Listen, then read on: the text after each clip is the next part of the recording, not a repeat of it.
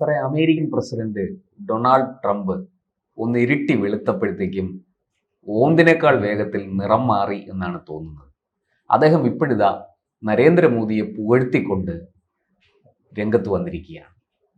മോദി എൻ്റെ അടുത്ത സുഹൃത്താണ് എന്നാണ് അദ്ദേഹം പറയുന്നത്. എന്താണ് സാർ ഈ മാറ്റത്തിന് കാരണം?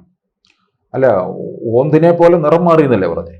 അപ്പൊ വിശ്വസിക്കണ്ട, ഓന്ത് പിന്നെയും മാറും. അതെ അതെ, നമ്മൾ പറയാറില്ലേ ചിലര് ഓന്തിന്റെ സ്വഭാവമാണ്, നിറം മാറിക്കൊണ്ടേയിരിക്കും. അതെ, അത് ഏത് സാഹചര്യത്തിലേക്ക് പോകുന്നു അതിനനുസരിച്ചുള്ള നിറം. ട്രംപ് മൂത്ത വട്ട അങ്ങനെ ആയി തീർന്നു എന്നുള്ളതാണ്. രണ്ടാമത് അധികാരത്തിൽ വന്നപ്പോഴത്തേക്കും എല്ലാവരും അങ്ങ് എന്തൊക്കെയോ പ്രതീക്ഷിച്ചു. ലോകം മുഴുവൻ തന്റെ കാൽ കീഴിലാണ് എന്നും ധരിച്ചു വശായി. പല്ലിയുടെ ധാരണയുണ്ടല്ലോ, പല്ലിയ ഉത്തരം താങ്ങുന്നതെന്ന്. അതുപോലെയാണ് ആ കാലമൊക്കെ പോയി അല്ലേ. അമേരിക്കയാണ് ലോകം നിയന്ത്രിക്കുന്നത് എന്നൊക്കെ പോയി.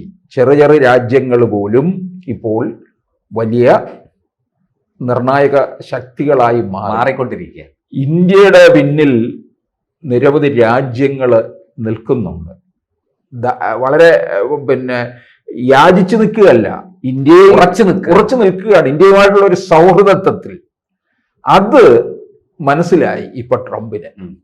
അയ്യോ, കാരണം അവർക്ക് സ്വദേശി ഉൽപ്പന്നങ്ങൾ തന്നെയുണ്ട്. ഇവിടുന്ന് ഇനി അങ്ങോട്ടൊന്നും കൊടുക്കണമെന്നൊന്നും അവർക്ക് വേണമെന്നില്ല. ഇന്ത്യയിലുള്ള കാര്യങ്ങൾ അത്രയും പ്രൊഡക്ടിവിറ്റി ഉള്ള ഒരു രാജ്യമായി ഇന്ത്യ മാറി എന്നുള്ളതാണ്. ഒരു 10-25 വർഷത്തിന് മുമ്പായിരുന്നുവെങ്കിൽ അമേരിക്കൻ പ്രസിഡന്റ് കാൽ കീഴിൽ പോയി കിടക്കുമായിരുന്നു. അതെ അല്ലേ? ഈ ട്രംപ് 2004 മുതൽ 2014 വരെ നമ്മൾ കണ്ടത് അതാണ്. ഇന്ത്യൻ പ്രധാനമന്ത്രി ഡോക്ടർ മൻമോഹൻ സിംഗ് അമേരിക്കൻ പ്രസിഡന്റിന്റെ കാലെ കെട്ടിപ്പിടിച്ച് കിടക്കുന്ന കാഴ്ചയാണ് നമ്മൾ കണ്ടത്. എന്ത് പറഞ്ഞാലും അമേരിക്കൻ പ്രസിഡന്റിനെ നിലവിളിച്ച് കരയുന്ന ഒന്നല്ലായിരുന്ന ഒരു കരാറിന്റെ പേരിൽ അല്ലേ ഉണ്ടായ പ്രശ്നങ്ങളും കരാർ ഉൾപ്പെടെ UPA സർക്കാരിന് ഇടതുപക്ഷം പിന്തുണ പിൻവലിച്ചതും ഇതൊക്കെ. അപ്പൊ ഇവർക്ക് ഇപ്പൊ ഞാൻ ചോദിച്ചോട്ടെ, രാഹുൽ ഗാന്ധിയെ പോലുള്ള ഒരു ട്രംപ് അകന്നപ്പോ വലിയ സന്തോഷത്തിൽ നിൽക്കുകയായിരുന്നു. ഇനി മോദി പാഠം പഠിക്കും എന്നുള്ള. ഇപ്പൊ ഈ വാസ്തവത്തിൽ ചൈനയും ഇന്ത്യയും റഷ്യയും തമ്മിലുള്ള ആ അടുപ്പം ഗാഠമായതാണോ ട്രംപിനെ വീണ്ടും വിചാരത്തിന് പ്രേരിപ്പിച്ചത്? അത് തന്നെ അദ്ദേഹം പറയുന്നുണ്ടല്ലോ, ഇരുണ്ട ചൈനയ്ക്കായിട്ട് ഇന്ത്യയെ നഷ്ടപ്പെട്ടു, റഷ്യയെ നഷ്ടപ്പെട്ടു എന്നാണ് പറഞ്ഞത്. കാരണം ഇന്ത്യയുടെ കരുത്ത് തിരിച്ചറിഞ്ഞു എന്നുള്ളതാണ് ഏറ്റവും പ്രധാനം. പഴയ ഇന്ത്യ അല്ല ഇപ്പോഴത്തെ അതാണ് പുതിയ ഇന്ത്യ എന്നുള്ളത്. ഇത് നമ്മളാരും നരേന്ദ്രമോദിയെ വാഴ്ത്തിക്കൊണ്ട് പറയുന്നതല്ല. അവർക്കൊക്കെ ഒരു വിഷൻ ഉണ്ടായിരുന്നു. 2014 അധികാരത്തിൽ വരുമ്പോൾ ഒരു വിഷൻ. അതാണ് ഇപ്പൊ ഈ കഴിഞ്ഞ 10 വർഷം കഴിഞ്ഞപ്പോൾ ഉണ്ടായ ഏറ്റവും വലിയ മാറ്റം. പ്രതിപക്ഷത്തിരിക്കുന്ന ശശി തരൂർ പോലും ഇടയ്ക്കിടയ്ക്ക് പറയുന്നതിനെയും അദ്ദേഹത്തിന്റെ സർക്കാരിനെയും അഭിനന്ദിച്ചുകൊണ്ട് പലപ്പോഴും രംഗത്ത് വരും. അത് തരൂരിന് എന്തെങ്കിലും തരത്തിലുള്ള സ്ഥാനലബ്ധിക്ക് വേണ്ടിയൊന്നുമല്ല പറയുന്നത്. കണ്ട കാര്യങ്ങൾ, തരൂരിന് രാജ്യത്തുണ്ടായിരിക്കുന്ന മാറ്റങ്ങൾ അതെ അദ്ദേഹത്തെയും സ്വാധീനിച്ചു. എന്നുവെച്ചാൽ ഈ നമ്മുടെ രാജ്യത്തെ ഉൽപ്പന്നങ്ങൾ ഇവിടെ തന്നെ നമുക്ക് അതിലൂടെ വരുമാനം ഉണ്ടാക്കാൻ എങ്ങനെ കഴിയും എന്നുള്ളത് അത് ഇവിടെ പഠിച്ചു എന്നുള്ളതാണ്. കാരണം എല്ലാവരും ഓരോരോ തരത്തിലുള്ള ജോലികൾ ചെയ്യുന്നു എന്നുള്ളത് വലിയൊരു വളർച്ചയാണ് രാജ്യത്തിന്റെ കാണുന്നത്. ഇപ്പൊ ഒരു ചെറിയ രാജ്യമായ ഫിജിയുടെ പ്രധാനമന്ത്രി ഇന്ത്യയിൽ വന്നല്ലോ. അവർക്ക് എന്തെല്ലാം സഹായ വാഗ്ദാനങ്ങളാണ് നൽകിയിരിക്കുന്നത്. അവർക്ക് സൂപ്പർ സ്പെഷ്യാലിറ്റി ഹോസ്പിറ്റൽ നിർമ്മിച്ചു കൊടുക്കാം. അപ്പൊ ഇങ്ങനെയുള്ള കാര്യങ്ങൾ ചെയ്യുമ്പോൾ ഈ രാജ്യങ്ങളൊക്കെ, ചെറു രാജ്യങ്ങളൊക്കെ നമ്മളോടൊപ്പം നിൽക്കുകയാണ്. സാർ, അത് ഈ കോവിഡ് പാൻഡമിക് സിറ്റുവേഷനിൽ നമ്മൾ കണ്ടതാണല്ലോ. ലോകം മുഴുവനും ഈ ചെറിയ രാഷ്ട്രങ്ങളെ മറന്നപ്പോൾ, അവരെ അവഗണിച്ചപ്പോൾ, അവരെക്കുറിച്ച് ചിന്തിക്കാതിരുന്നപ്പോൾ അവർക്ക് സൗജന്യമായി വാക്സിനുമായിട്ട് ഓടിയെത്തിയ ആളാണ് ഇന്ത്യൻ പ്രധാനമന്ത്രി. ഈ ചെറിയ രാജ്യങ്ങൾ മുഴുവനും ഇന്ന്, പ്രത്യേകിച്ചും ഈ ലാറ്റിൻ അമേരിക്കൻ രാജ്യങ്ങൾ, ആഫ്രിക്കൻ രാജ്യങ്ങളൊക്കെ ഇന്ന് ഇന്ത്യയോട് വലിയ അടുപ്പം സൂക്ഷിക്കുന്നെങ്കിൽ അതിന് കാരണം ആപത്ത് കാലത്ത് അവരെ കൈവിടാതിരുന്ന നയതന്ത്രമാണ് ഇന്ത്യയുടെ. അല്ല, ഈ ട്രംപിന്റെ ഇത് ട്രംപിന് വലിയ അടിയായി പോയി. ട്രംപ് വിചാരിച്ചില്ല ഇങ്ങനെ ഇന്ത്യക്ക് ഇത്രയും വലിയ പിന്തുണ കിട്ടും. ഇപ്പൊ ഉദാഹരണത്തിന് ചൈന, ഇരുണ്ട ചൈന എന്നൊക്കെ ട്രംപ് പറയുമ്പോഴും നമുക്കറിയാം ചൈനയുടെ അപകടം എത്രയുണ്ട്. അതുകൊണ്ടല്ലേ നരേന്ദ്രമോദി ജപ്പാനുമായിട്ട് ഊഷ്മളമായ ഒരു സൗഹൃദം ഊട്ടി ഉറപ്പിച്ചിട്ട് അവിടുന്നാണ് ചൈനയിലേക്ക് പോയത് എന്നുള്ളതാണ്. അതുപോലെ പിന്നെ ഏറ്റവും എടുത്തു പറയുന്ന കാര്യം ഭീകരതയെ ഇല്ലായ്മപ്പെടുത്തണം.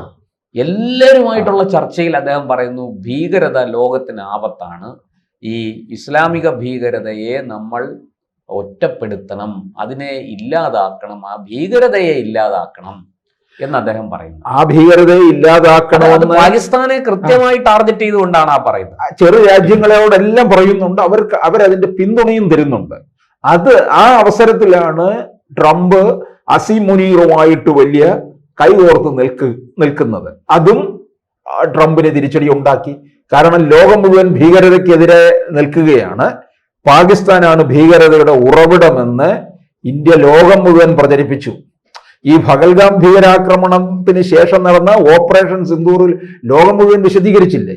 തെളിവുകൾ സഹിതമല്ല വിശദീകരിച്ചത്. പണ്ട് തെളിവ് എവിടെ എന്ന് ചോദിച്ചു വരാറുണ്ടായിരുന്നു. ഇപ്പൊ തെളിവുകൾ സഹിതം വിശദീകരിച്ചു കഴിഞ്ഞപ്പോൾ ഇന്ത്യക്ക് പിന്നിൽ പല രാജ്യങ്ങളും അണിനിരന്നു. പാകിസ്ഥാൻ ഒറ്റപ്പെടുകയും ചെയ്തു. ആ പാകിസ്ഥാനെ നിന്നത് തുർക്കിയും ചൈനയും അസർബൈജാനുമാണ്. അതിലിപ്പോ ചൈന പിന്മാറുകയും പോയി. ചൈന വിട്ടിട്ട് പോയി എന്ന് മാത്രമല്ല, ഈ പാകിസ്ഥാനില് ചൈന പാക് എക്കണോമിക് കോറിഡോർ, അതിൽ നിന്ന് ചൈന ഏകപക്ഷീയമായിട്ട് അങ്ങ് പിന്മാറുകയായിരുന്നു. ഇപ്പൊ ഇവരിപ്പോ വാസ്തവത്തിൽ പാകിസ്ഥാൻ ADBയുടെ പുറകെ നടക്കുകയാണ് വായ്പയ്ക്കായിട്ട്. ഈ റെയിൽവേ ലൈനിന്റെ പണി പൂർത്തിയാക്കാൻ $2 ബില്യൺ വേണമെന്നും പറഞ്ഞ്, വായ്പ വേണമെന്നും പറഞ്ഞ് അവർ പുറകെ നടക്കുക. അല്ല, അവരുടെ രാജ്യത്തെ ജനങ്ങളുടെ പട്ടിണി മാറ്റാൻ അവർക്ക് വായ്പ എടുത്താൽ പോലും അവർക്ക് സാധിക്കത്തില്ല എന്നുള്ളതാണ്. കാരണം അത്രയ്ക്ക് ആ രാജ്യത്തെ നശിപ്പിച്ചിട്ടിരിക്കുന്നവരാണ്. അത് അവരങ്ങനെ, ആ രാജ്യം അങ്ങനെ ആയിരിക്കും അവസാനിക്കാൻ പോകുന്നത്. അവിടെ നിന്നുള്ള പട്ടാള മേധാവിയായിട്ടുള്ള അസീം മുനീറിനാണ് വൈറ്റ് ഹൗസ് തുറന്നു കൊടുത്തത്. അതെ, അത് കീഴ്വഴക്കം ലംഘിച്ചു എന്നുള്ളതാണ് ട്രംപ്, അല്ലെ? അതിനോടൊപ്പം തന്നെ ഇന്ത്യയെ ഒരു തരത്തിൽ വിമർശിച്ചല്ലോ, ഇന്ത്യയിലെ ബ്രാഹ്മണര്. അതെ, അത് ട്രംപിന്റെ സാമ്പത്തിക ഉപദേഷ്ടാവ് പീറ്റർ നവാരോയാണ് പറഞ്ഞത്. ഈ റഷ്യയിൽ നിന്ന് ക്രൂഡ് ഓയിൽ വാങ്ങിച്ച് സംസ്കരിച്ച് ഇന്ധനങ്ങളാക്കി വിറ്റ് ഇന്ത്യയിലെ ബ്രാഹ്മണർ ലാഭം കൊയ്യുന്നുള്ള ഇന്ത്യയിലെ എല്ലാം പറഞ്ഞിട്ടാണ് ഇപ്പോൾ ട്രംപ് കെട്ടിപ്പിടിക്കാൻ വന്നിരിക്കുന്നത്. ഇന്ത്യയിലെ ബ്രാഹ്മണർ എങ്ങനെയാ ജീവിക്കുന്നത് നമുക്കറിയാം കൃത്യമായിട്ട്. അപ്പൊ ഈ ട്രംപിന് മനസ്സിലായി രാജ്യത്തെ പല കാര്യങ്ങളിലും ഇന്ത്യയുടെ പിന്നെ ഇടപെടൽ ശക്തമാണ്. ഇപ്പം സെലൻസ്കി പോലും പറയുന്നുണ്ട്, റഷ്യ ഉക്രൈൻ യുദ്ധം അവസാനിപ്പിക്കാൻ ഭാരതത്തിനെ കഴിയൂ എന്നും നരേന്ദ്രമോദിക്ക് സാധിക്കുള്ളൂ എന്നാണ്. അപ്പൊ എല്ലാ ഇടങ്ങളിലും ഇന്ത്യയുടെ ഒരു ബ്രിക്സ് ഉച്ചകോടിയില്ലേ, അങ്ങനെ പലയിടങ്ങളിലും. അപ്പൊ ഇവിടെ എല്ലാം ഇന്ത്യയുടെ ശക്തമായ സാന്നിധ്യം തിരിച്ചറിഞ്ഞ പിന്നെ ട്രംപ് ഇനി ഈ പോക്ക് പോയി കഴിഞ്ഞാൽ കാരണം അവരുടെ ടൂറിസം രംഗം ആകെ തകർന്നിരിക്കുകയാണ്, അല്ലേ? അതെ. അപ്പൊ ഇതൊക്കെ ഇനി നേരായ വഴികളിൽ കൊണ്ടുപോകണമെന്നുണ്ടെങ്കിൽ പിന്നെ ഇന്ത്യയുമായിട്ട് സൗഹൃദത്തിൽ നിൽക്കുന്ന രാജ്യങ്ങൾ പോലും സഹകരിക്കാതാകും. അപ്പൊ അമേരിക്കയ്ക്ക് വീണ്ടും കൂപ്പുകുത്തേണ്ടി വരും. ബൈഡൻ എന്തുകൊണ്ടാണ് ഭരണത്തിൽ നിന്ന് ഇറങ്ങിപ്പോവുകയും ബൈഡന്റെ ഭരണകാലം മോശമാവുകയും ചെയ്തത്? അവിടുത്തെ പലതരത്തിലുള്ള വിലവർധനവും ജീവിത രീതികളും ഒക്കെ താഴേക്ക് പോയി എന്നുള്ളതാണ്. അപ്പൊ അതിനെ ഉയർത്തിക്കൊണ്ടിരുമെന്ന് പറഞ്ഞാണല്ലോ ട്രംപ് വന്നത്. അപ്പം ഇപ്പം മനസ്സിലായി ഇന്ത്യയാണ് നല്ല പങ്കാളിയായിട്ട് നിൽക്കേണ്ടത്.